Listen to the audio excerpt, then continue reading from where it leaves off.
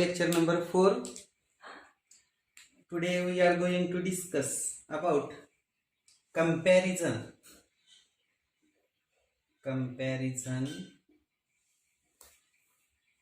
of progressive waves and stationary waves.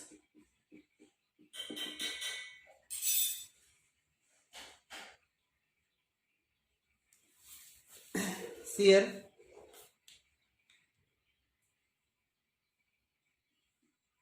progressive waves and stationary waves. First point, here in a progressive wave, disturbance travels from one region to the other with definite velocity. But in case of stationary wave, disturbance does not travels and velocity is zero, no velocity. That is, here travels from one point to another point with definite velocity, but here it does not travel, it remains stationary, therefore its velocity is zero. Then in a progressive wave, amplitude of all particles is same. We consider here amplitude for all particles is same, but in stationary wave amplitude varies.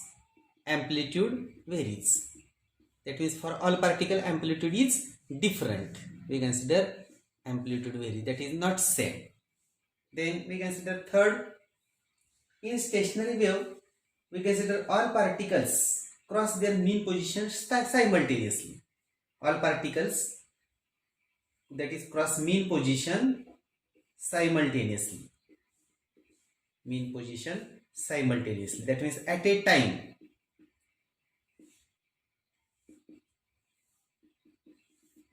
And in progressive wave, it does not happen.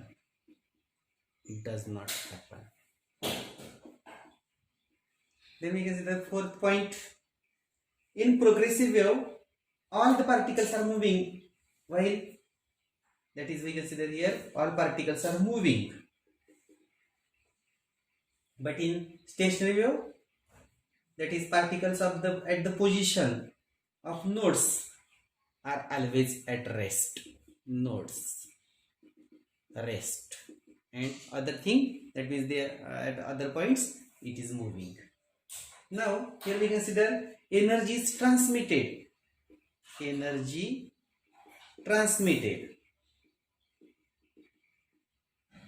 from one region to the another, but in progressive wave, that is, in this progressive wave energy is transmitted, but in stationary wave energy transfer, it doesn't happens. Then we consider 6 points. All particles between two consecutive nodes are moving in same direction. In between two nodes, that is, all particle moves in the same direction, but in successive loop, that is, direction is opposite. That means there is 180 degree or pi radian. This is the phase difference between two successive loops. But we consider here in progressive wave, phases are different. We consider here phases are different. This is the distinguishing point between progressive wave and stationary wave. Again, I will discuss here. That is, in case of progressive wave, particle travels with definite velocity, but in stationary wave they doesn't travels, they are stationary, that means velocity is 0. Then in case of progressive wave, we consider amplitude of all particles is same, but we consider in case of stationary wave amplitude varies. Then in case of progressive wave, that is we consider here all particle crosses their mean position simultaneously, and in case of stationary it does not happen. Now we consider here in case of progressive wave all particles are moving with stationary, we consider moving, but in case of stationary wave all particles are moving but particles at nodes they are at rest. Then in case of progressive wave energy is transmitted from one region to another, but in stationary wave this transfer of energy is not happen. Now we consider here in case of progressive wave, we consider that is we consider here phase different. This is opposite. We consider here in case of the stationary wave, that is all particles in one loop are in same phase, but in case of the in successive loop there is 180 degree or pi radian phase difference. But in case of progressive wave, phases of adjacent particles, phases are different. Okay, this is the distinguishing point. This is comparison between, that is comparison between progressive waves and stationary waves. Now we will consider next thing, that is free and forced vibrations and resonance.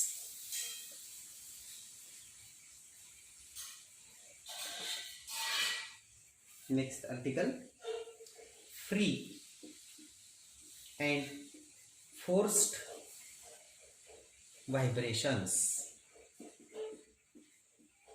Free and forced vibrations and resonance. What is meant by resonance?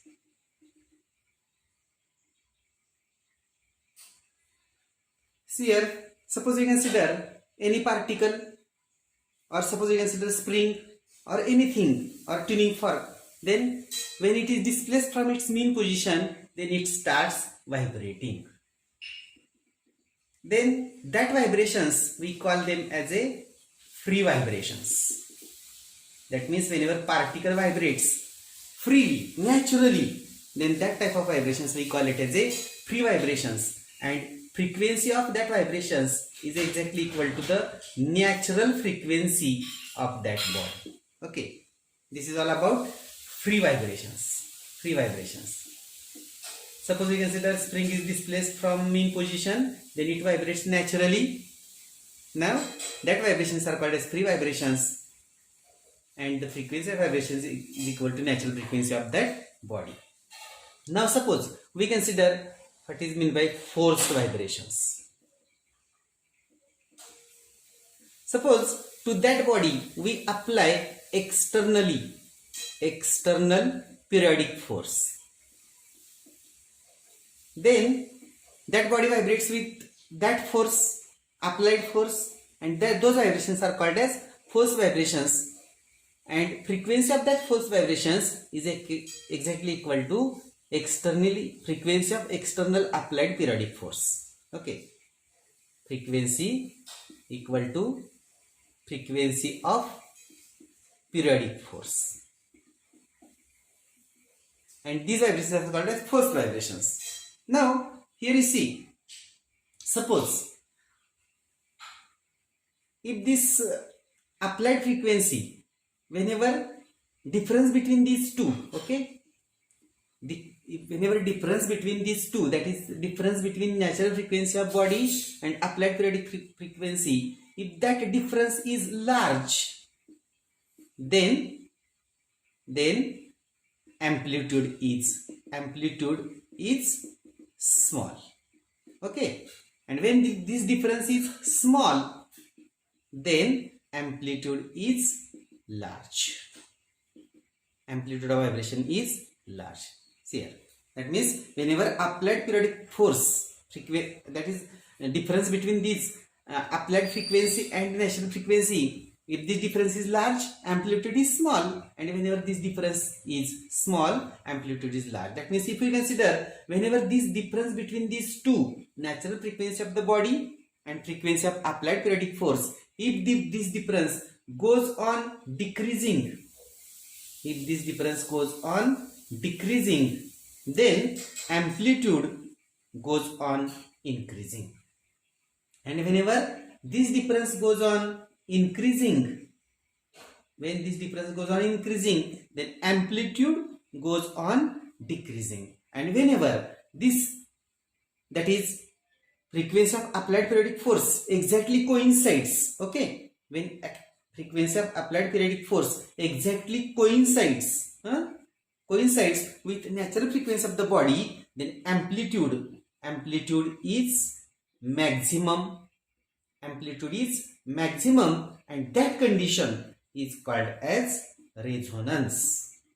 That means whenever natural frequency of body exactly coincides with, that is frequency of applied periodic force, then amplitude is maximum. Body vibrates with maximum amplitude, and that condition is called as resonance. That means we consider, suppose some examples. Suppose we are traveling with ST bus, and whenever speed goes on increasing, speed of the ST or that vehicle goes on increasing, then loose parts of that vehicle, they starts vibrating. Okay, loose parts of that vehicle starts vibrating, and whenever at certain speed they creates a large sound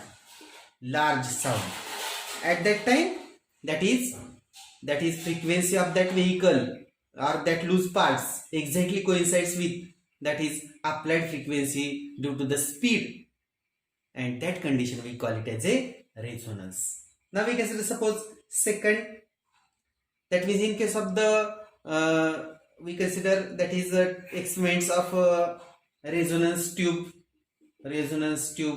or we consider here, that is in case of this resonance tube, or we consider that is another experiment, that is vibration of string. Then in that case, that is we consider a sonometer. Then they whenever rider falls, or whenever there is a large sound from the resonance tube, these are the conditions of resonance. That is whenever frequency of tuning fork coincides with frequency of that air column or frequency of string, then here rider falls down, or here large sound is created.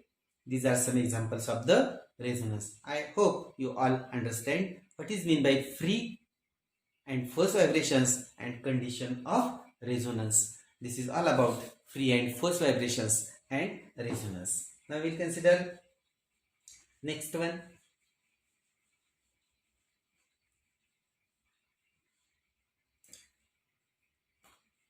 Harmonics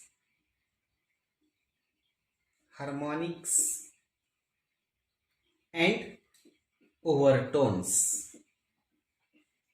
What is meant by harmonics and what is meant by overtones? See here, the word harmonic is used to indicate fundamental frequency together with all its integral multiples. Suppose we consider fundamental frequency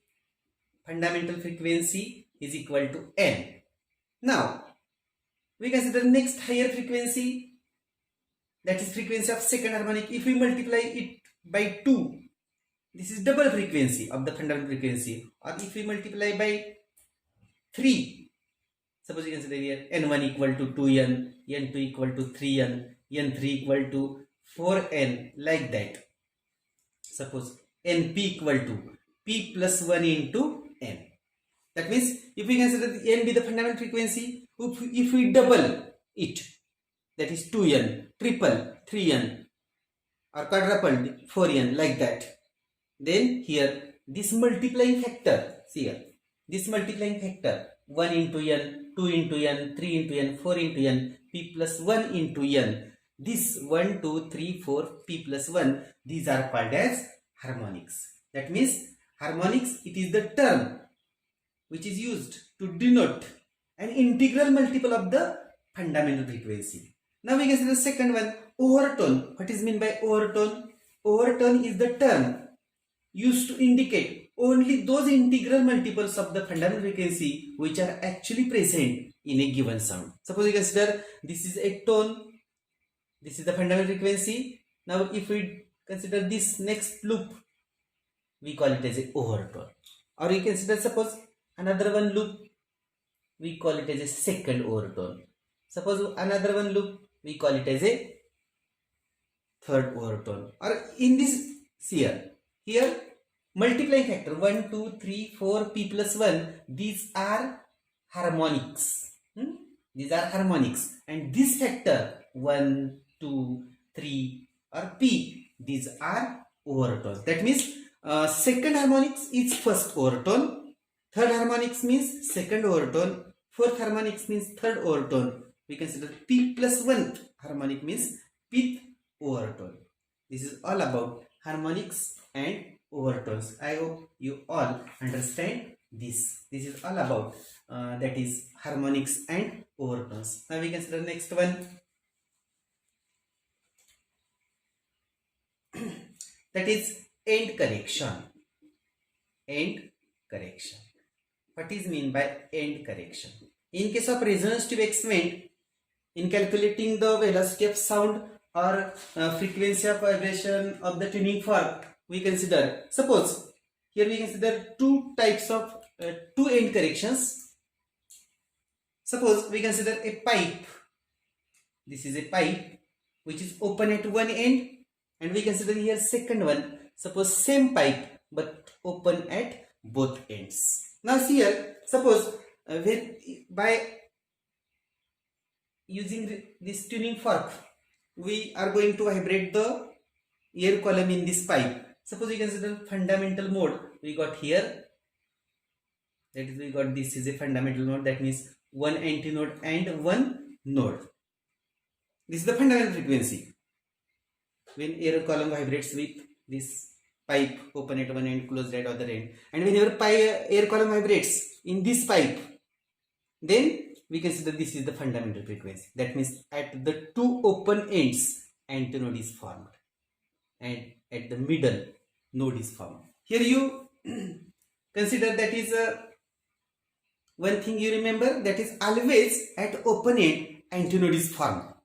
And see here is one open end and one closed end, therefore one antinode and one node. But here are two open ends, therefore we consider two antinodes at the two open ends and one node at the middle. And in both cases, these two cases, this is the fundamental frequency. Okay, here suppose n be the fundamental frequency. Now in the calculation, we consider, suppose this is the length of the pipe, L be the length of the pipe. In calculation we use this. See here one antinode and node, then distance between antinode and node is always lambda by 4. We consider lambda by 4 is equal to L, and therefore lambda is equal to 4L. And you know V is equal to n lambda. V is equal to n lambda. Therefore we write here V is equal to n into 4L. And this is by using this formula we can easily calculate the velocity of sound. Now for this case we can write here this half loop and this half loop. Therefore lambda by 2 equal to L and lambda equal to 2L. Again you know V is equal to n lambda. Therefore V is equal to n as it is 2NL. By using this formula we can easily calculate the velocity of sound. And this L is the length of this, that is length of the pipe. But this length is not correct, because here you see we have considered antinode at the open end, antinode at the open end, but here antinode is not situated exactly at the open end, but it is situated slightly upward. That means this much factor we consider here, this much distance, this is the error in this L, and we have to correct it. And we consider here, suppose D be the diameter of this pipe, then 0.3D. This is the end correction. That means in this L we have to add this much amount, that is 0.3D, and this is called as end correction. And then corrected length we consider L plus 0.3D is equal to capital L, and V is equal to 4NL, or V is equal to 4N into small l plus 0.3D and this is the correct velocity of the sound. And in this case, we consider here L is equal to small l plus two end corrections are there at this end and this end. Therefore, I will write here 0.6d, and V is equal to 2nl, and therefore V is equal to 2 into n into small l. We consider here n into capital L, small l plus 0.6d, and this is the end correction. This is the correct velocity in case of pipe open at both ends. That means here E equal to 0.6d and 0.3d, and here E equal to 0.6d. This is the end correction. This is all about end correction. I hope you all understand this. What is mean by end correction? Thank you.